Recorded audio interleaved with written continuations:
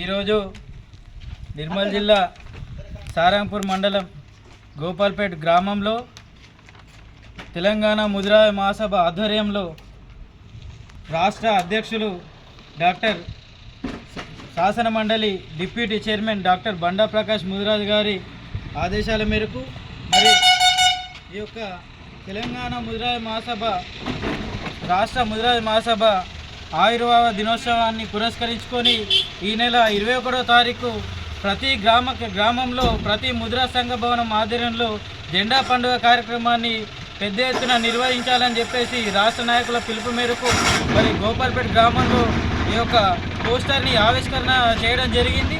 మరి జిల్లాలో ఉన్నటువంటి ముదిరాజులందరూ కూడా మన యొక్క తెలంగాణ ముదిరాజ్ మహాసభ ఆవిర్భావ దినోత్సవాన్ని పురస్కరించుకొని ఈ నెల 21వ తారీఖు ప్రపంచ మత్స్యకారుల దినోత్సవం కూడా ఉన్నది.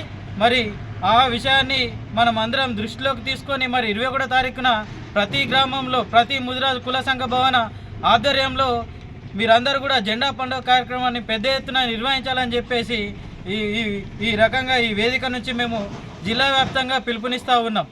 జై ముదిరాజ్.